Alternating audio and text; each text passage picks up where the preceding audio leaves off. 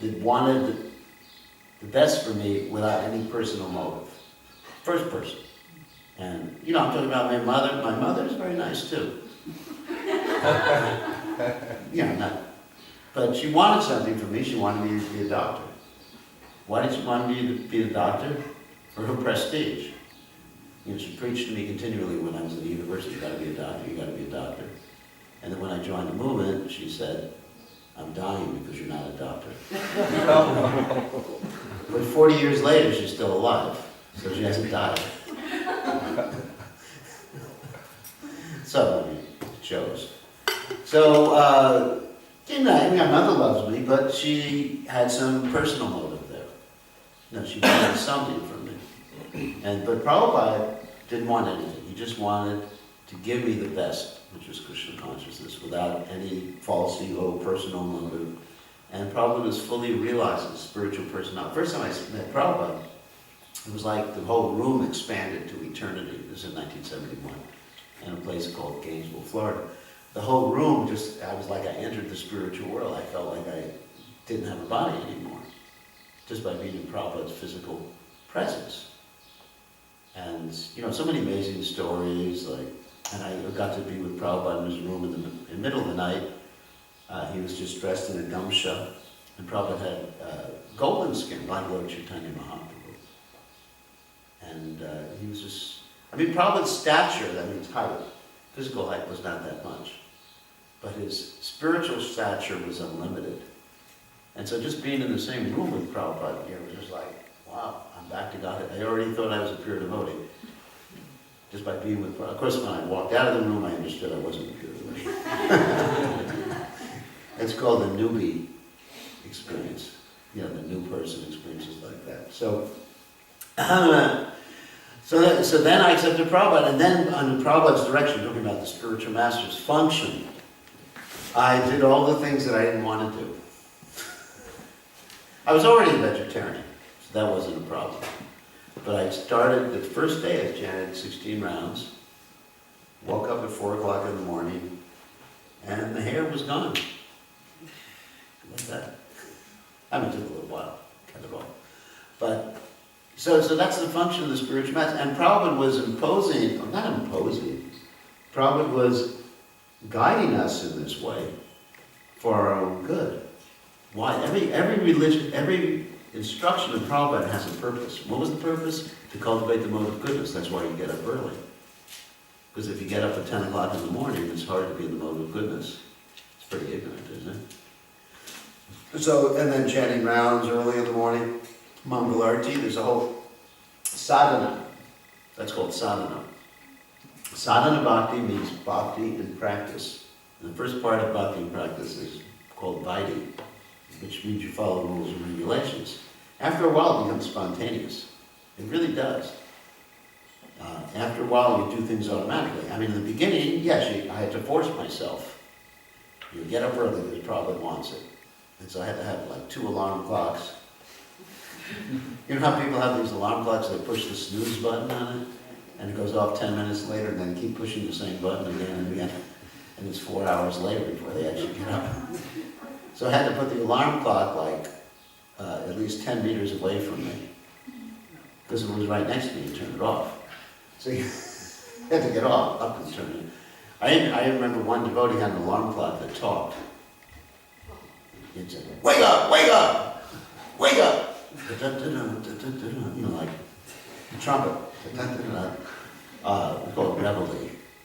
Wake up in the morning. So anyway, so in the beginning there was some difficulty forcing oneself. Just like Prabhupada gave the example that when one has jaundice, which is a disease of the liver, sugar doesn't taste good. But when you take more sugar, it actually cures the jaundice, particular type of jaundice, not all jaundice. And so in the beginning it was hard. Or like Krishna says in the Gita, happiness in the mode of goodness, in the beginning is like poison, at the end it's like nectar, right? That's what the Gita tells us. So that's the austerity. So I followed Prabhupada's instruction with faith, and then it's spontaneous. I get up in the morning, I don't need an alarm clock anymore. Automatically, it's just like 2:30 or 3, even earlier now. Because you get a taste. ruchi. You know what I'm saying? You get a taste for doing it. Because you become cured of some of the material, let's say, impediments to Krishna consciousness, and you get it, you start to like it after a while. Material things work like that too. Like certain things in the material world you don't like in the beginning, and then after a while you like. I'll give you the example. I had one devotee join the movement, and she was an alcoholic before she joined. That means she liked to drink alcohol. So I asked her, I said, how can you tolerate the taste of that? I mean, only one time in my life took a drop of wine or something like that at a religious ceremony. Not Hare Krishna religious. Don't worry. The religion I was brought up in, there was wine sometimes. And it tasted like fire in the mouth. It really did. It tasted like I take like some chilies, put it in the mouth, liquid chilies. And so I said to her, how can you tolerate it? And she said, well, in the beginning it was hard, but you began to do it enough. And it's like nectar. She said that. And I said, I couldn't understand it, but Krishna in the Gita says, Karnam Guna Sangashya Sadasa Janma Jonishu. When you actually associate with certain modes of nature, you actually become, let's say, contaminated or indoctrinated or under the power of those modes. You begin to like that. Like you can like almost anything if you do it enough. Like in, where is it? In Korea, they eat this thing called liquid dog. You heard of that before? That means they take all the dead animals and they throw them into a big vat and let them ferment for a year. And then they take the liquid and they put it in a bottle and it's delicious. In other words, it's anyway, they consider it a delicacy. So, because you do it, or smoking, for example. I mean, the first time people smoke, they don't think it's nice, do they? They just go, but their friends keep saying, oh, keep doing it. Yeah, it's nice, it's nice. So out of social pressure, they keep doing it. And guess what? They start to get addicted. It's not that they really like it, they're addicted to it. It's an addiction. So whatever you contemplate, Krishna in the Gita, the second chapter of the Gita, talks about this. When you contemplate sense objects, then you get attached to them. And then you get, lusty and angry and all those other things. So spiritually it works in a similar fashion. When you do some spiritual activity, because you really get pleasure from it. It's not like painful. You get pleasure, and it's not like a material addiction. So the more you do it, then you get a taste for it, and the taste grows. Like the material taste for anything material, it has a beginning and an end. I mean, it's just, you get tired of something. I mean, if you eat the same thing every day, you get tired of it. But spiritually, we can chant the whole day and night and we never get tired. I mean, my favorite activity is on Ekadashi. Because on Ekadashi, I generally try to chant 64 rounds a day. Whenever I'm not involved in other services. And I just look forward to it. Because that's a day I can just say, forget about email a little bit. Forget about the mobile phone for a while, and then just chant, and just get absorbed. And my favorite place to be is Govardhan, where I can just wake up in the morning, walk out the door after I do my deity worship, because I do that every day, and then just chant, continually chant for hours and hours and hours, because it gets more and more pleasurable. That's the point. So that's the benefit of following the spiritual master's instruction, of finding the proper spiritual master. So that's one aspect. I said there were two aspects. The first aspect is that sadhana, the practice. The second aspect is basically doing something in this world that is in accordance with your psychophysical nature. Now, I'll unpack that statement. That means we all have a certain varna. That means every one of us is either Brahman, Kshatriya, Vaishya, or Shudra by varna. I mean, you can chant your whole life, but you can still have a varna, a psychophysical varna. Look at Arjuna, for example. He was the best devotee, one of the best devotees, and he was a Kshatriya. And Krishna said, if you don't follow your varna, you're going to be forced to do it anyway. You're going to fight. In other words, he was a Kshatriya. Kshatriya doesn't mean just fight. Many people who like to fight are not Kshatriyas, they're just Shudras. You know, it's not that you go to a wrestling match and say, oh, there's two Kshatriyas there. Or you go to a soccer match and say, oh, the Kshatriyas are doing soccer today. They're not Kshatriyas, they're Shudras. Because a Kshatriya is one who likes to protect others. That's a really important point. So the Varna is part of the body. You can't get away from it. I mean, you like to do certain things. Of course, you can do them for Krishna. Like if someone is an artist, that's considered Shudra Varna, but that's not bad, that's good. Every Varna is good, because anyone, as Krishna says in the Gita, doing his duty, can go back to Krishna, go back to Godhead, achieve perfection. It's not that one is better than the other. No one should think like that. So, you got the Shudra, you got the Vaishya. Vaishya means Krishna Goraksha Vanajam, Vaishya Karmas Vabhajam. Means cow protection and commerce, trade and stuff like that. And Kshatriya I already described. And then you got the Brahmin, who's the head of society. And you really shouldn't try to imitate someone else's Varna in your daily activities for several reasons. One reason is you won't be able to be absorbed in it. You won't be happy. You really won't be happy. You may know how to do it, but you won't be happy. I mean, for example, I know how to do construction. I was an engineer. But if you ask me to do it all day long, I'll just go crazy. It's just like, you know, I'd rather go hang gliding or something. Something interesting. So, you know, it's just boring for me. Now I'll give you, let's see, what was that example I was thinking about? Oh, yeah. So, I was thinking of Karna.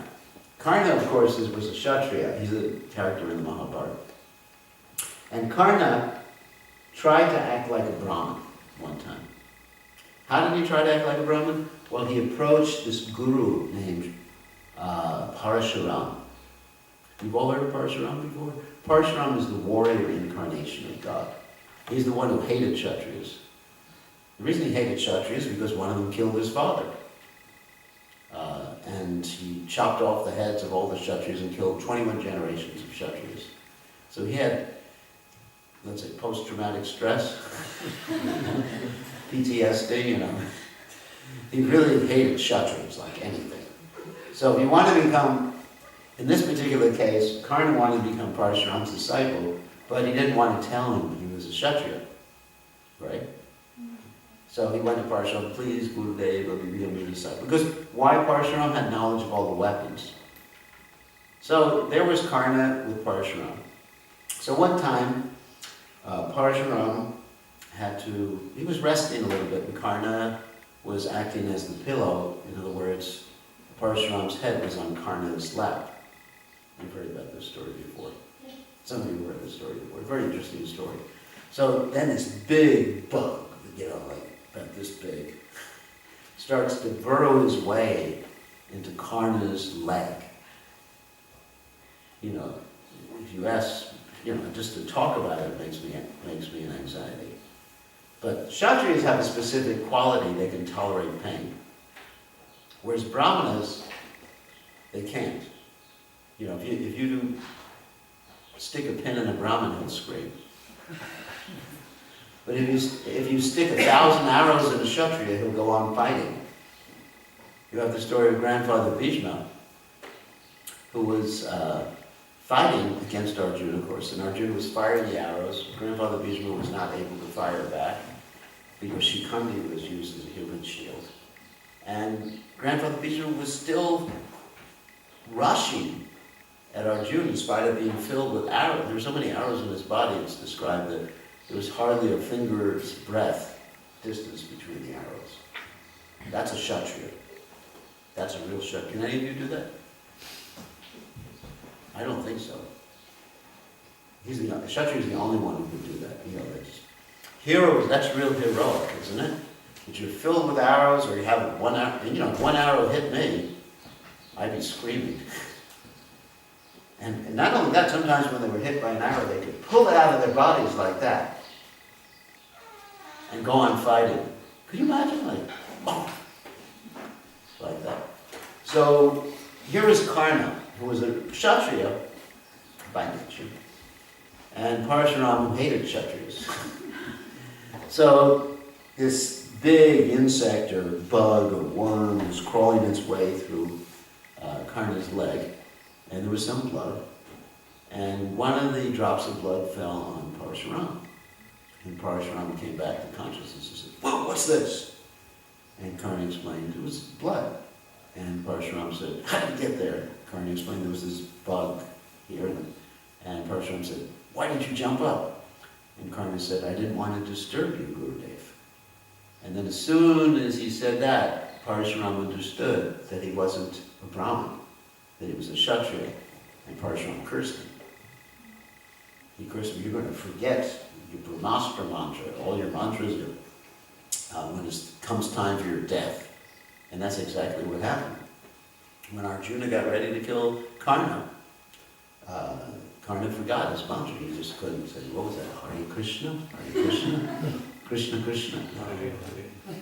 No, not Krishna Krishna. He was, it was like he couldn't forget a mantra that he was very familiar with before. So there's an example of someone trying to be in a different varna than he actually was in. I mean, if you put a Brahmin, actually Prabhupada also gave the example during the Vietnam War of Shudras who were inducted into the army, and they were fighting.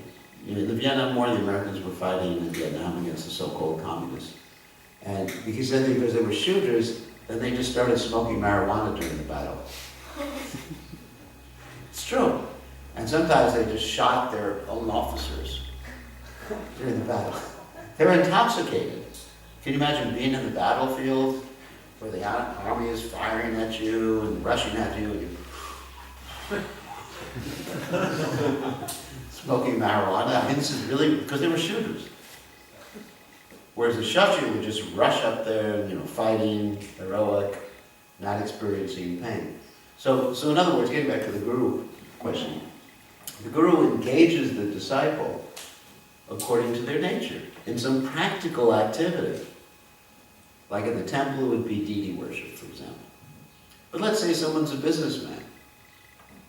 Someone by nature is Vaishya, their business. You wouldn't want them doing deity worship all the time. They can do once a week. But if they go on the altar, they're just going to be making deals with Krishna. That happens in India. People go to the deities. Those of you from India know what I'm talking about. You go to Balaji, for example.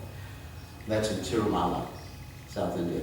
And people make a deal, I have this business going on, Krishna, and I will give you 50%. Isn't it? Or 20%, whatever, They make Krishna a partner in the business. I'll give you a certain percentage if it's successful. And they come back and they pay. And Balaji is the richest deity in the world. The hundi, that's the donation box, is so big that sometimes people drop their children in it by accident. It's true. Actually, by accident, there's some stories about that. And one time someone dropped their little boy in it by accident, and the devotees, in the temple said, no, he has to become a pujari now, he has to work with us, you lost him. So, it actually happened like that. Because whatever you give to Krishna, you can't take back. So, just be careful around the donation box. So, fortunately, there's a little lying slot in the box there, so you can't lose too much. No refunds.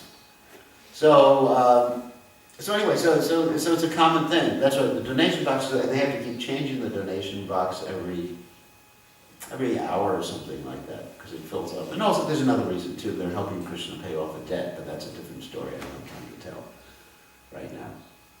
But so if you're a Vaishya, then you'd just be doing business with Krishna. Isn't it? I mean, so you shouldn't be full-time pujari if you're a Vaishya. And if you're a Shudra, I don't know, you shouldn't be on the altar that much. If you're a Shudra, you should be doing something with your hands.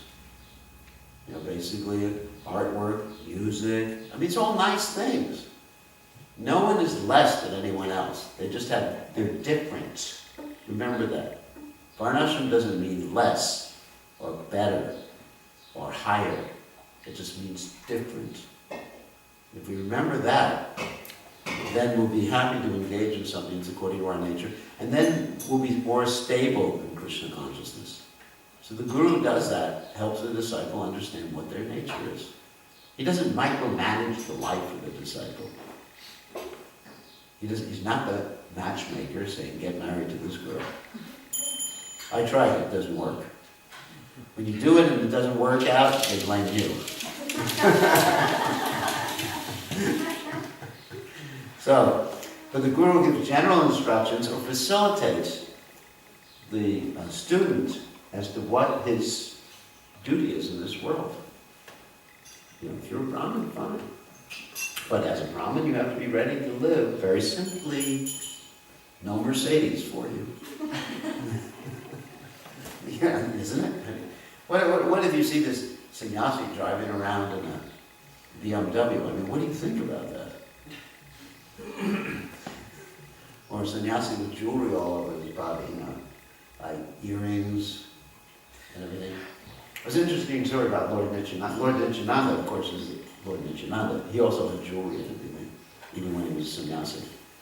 So anyway, so people should follow their prescribed duty for Krishna in accordance with their psychophysical nature, under the guidance of spiritual message. I mean, Shiksha Guru, Diksha Guru, like this. And this is, and how do you understand what your psychophysical nature is? The final thing, then I'll take questions. You can understand by thinking about what you could do 10 hours a day without going crazy. Think about it. Some activity you can do for 10 hours and you won't lose your mind. You know, because you can do a lot of things, because we're all mixed castes here in Kali Yuga. There's a lot of things. I mean, I know how to do a lot of things. I can do music, I can do construction, I can read books, I can preach. I mean, it's my education. I'm an engineer by education. I wouldn't be a good fighter. No, that I wouldn't be good.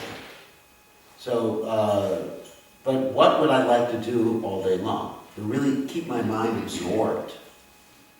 And for me, that means philosophy, study, learning things, and teaching. So that's more of a rhythmical thing. Even though I can do everything, a lot of other things, so that's easy. It's easy to ascertain your nature that way. And just one final story, we'll take questions. With the Pandavas, when they won Draupadi, they were acting or dressed as Brahmins. So Drupada didn't know what Varna they were. So what he did is he put out the implements for each Varna. He put out, let's say, swords and everything for the Kshatriyas, books for the Brahmins, and a hammer and shovel for the Shudras, and gold for the Vaishyas. And when the Pandavas walked in, guess what way they went? Immediately to the swords. They picked it up. Wow, look at that. That's cool. Look at that sharp sword. Isn't that nice? Woo. Yeah, and so you can do that with devotees too. And in fact, with children, they have this ceremony. When you pick someone's propensity when they first crawl. Anyone seen this ceremony? In India, you have the ceremony. But you put out the money, the books, a hammer, and a sword. And now they should put out a rifle or a gun. And the child crawls and immediately goes, boom, grabs something. Either the gold, the golden money, or the book or something like that. And that's tradition down in India, that they choose at a particular point like that. But even we can tell what we're attracted to. Books, money, well, you have gold here. You can just see who looks at it. Because we don't have any gold. No. I have no gold on me at all. Very unfortunate, sannyasi. So no gold. So it says weigh gold. And then you can just see. So yeah, you have a question? Yeah, you answered quite something of it, but it was the question how you deal with the Varna Shankara, because as we know Bhagavad Gita, and as it pointed out, that the population of Kali Yuga, the basic Varna Shankara, it means mixed Varna. The Prabhupada did say that we're a mixed caste of unknown origin. So So the question is that if Well, you don't... we always have a predominance. It's all, like somebody, you ask the question, you just ask whether you can do 10 hours a day, you know, without going crazy. But if somebody says, well, I really don't know what that is. That means it's a shooter. It means he has to be made to work. It basically usually means that's a shooter. If someone cannot think of something they really like to do, they're in the mode of ignorance. If someone says, well, I'd like to sleep for 10 hours a day. You know, I can think of a lot of things I'd like to do for 10 hours a day. You know, I'd like to, you know, study, take notes, things like that. I mean, you get tired. It's not that I could do it for 10 hours a day because my eyes get tired and the body gets tired, but psychologically I can do it. That's what I'm talking about. Physically, there's limitations, especially as you get older, what you can do. But psychologically, it enthuses me. I can learn new things. I like learning about things, about Krishna consciousness, and I also like right now I'm studying about how to improve the health of devotees. So this is, you know, I love to study things, practical things in this world. Because a Brahmin doesn't mean just Krishna consciousness. A Brahmin is expert in many spheres. He can teach anything. He may not do it, but he teaches. Like the Brahmin, he would teach martial arts in the Gurukul. But he wouldn't do it. He wouldn't fight. Generally, it was emergency. He wouldn't fight, but he would teach. So a Brahmin can teach any of the arts. A Brahmin can teach how to dance. A Brahmin can teach how to, you know, business or something like that. As Prabhupada said. He said, Prabhupada said about Varnashram College, we don't need to teach business because it's just cheating. We don't need to teach people how to cheat. In other words, buying things at a low price, selling at a high price. But Brahman can teach anything. But it's not his prime focus in life. So if we cannot find something we like to do for so many hours a day, I mean, it's not a good sign. Yeah. According to Vedic scroll, it's pretty easy to determine the Varna.